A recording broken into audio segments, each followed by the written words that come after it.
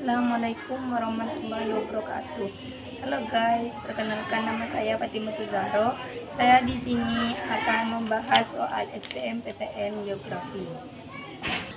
Soal yang pertama, kondisi cuaca ekstrim di suatu wilayah yang memicu terjadinya fenomena siklon tropis adalah: A. Udara bertekanan tinggi yang dikelilingi oleh udara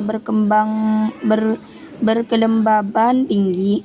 B. Udara bertekanan rendah yang dikelilingi oleh berkelembaban rendah. C. Udara bertekanan rendah yang dikelilingi oleh udara bertekanan tinggi. D. Udara bertekanan tinggi yang dikelilingi oleh udara bertekanan rendah. E. Udara bertekanan tinggi yang dikelilingi oleh udara berkelembaban rendah. Jadi jawabannya adalah C. Pembahasannya, angin siklon merupakan angin yang masuk ke daerah pusat tekanan rendah, daerah depresi, yang dikelilingi oleh wilayah pusat tekanan tinggi, kemudian berputar mengelilingi garis-garis isobar. Sesuai hukum Bush-Ballot, bahwa di belahan bumi selatan angin berbias ke kiri dan sebaliknya. Gerakan angin siklon mengikuti hukum ini sehingga arah putaran siklon di belahan bumi utara berbeda dengan di bumi.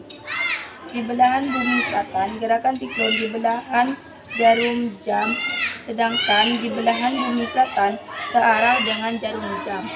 Jadi jawabannya C guys, udara bertekanan rendah yang dikelilingi oleh udara bertekanan tinggi. Soal selanjutnya, dalam penggolongan iklim matahari, keadaan bumi dianggap sama rata. Dasar lain bagian iklim ini didasarkan pada: A. Curah hujan bulanan. B. Curah hujan tahunan. C. Perbedaan letak lintang. D. Perbedaan temperatur antar tempat. E. Perbedaan jumlah bulan basah suatu tempat. Jadi jawabannya adalah C. Perbedaan letak lintang. Jadi pembahasannya, klasifikasi iklim matahari didasarkan pada letak lintang suatu wilayah di permukaan bumi. Perbedaan letak lintang di permukaan bumi berpengaruh terhadap jumlah energi sinar matahari yang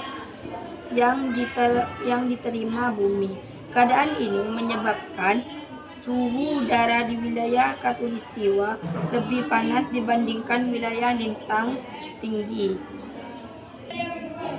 Soal yang terakhir, fakta menunjukkan bahwa fenomena La Nina yang terjadi tahun 2009 dan 2010 telah meningkatkan jumlah curah hujan di Indonesia karena: A. Udara semakin jenuh uap air. B. Penguapan air laut semakin besar. C. Suhu udara di atmosfer semakin menurun. D. Tekanan udara daratan meningkat. E. Jumlah uap air di atmosfer bertambah. Jadi jawabannya adalah A. Pembahasannya, La Nina adalah peristiwa turunnya suhu air laut di Samudra Pasifik di bawah suhu rata-rata sekitarnya. Dampak La Nina terdapat kondisi cuaca global. Yang pertama, angin pasat timuran menguat. Yang kedua, sirkulasi monsun menguat. Yang ketiga, akumulasi curah hujan berkurang di wilayah Pasifik bagian timur. Cuaca di daerah ini cenderung lebih dingin dan kering. Yang keempat, potensi hujan terdapat di sepanjang Pasifik ekuatorial barat seperti Indonesia karena udara semakin jenuh uap air. Jadi jawabannya adalah A guys, udara semakin jenuh uap air. Cukup sekian pembahasan dari saya, kurang lebihnya saya mohon maaf. Wassalamualaikum warahmatullahi wabarakatuh.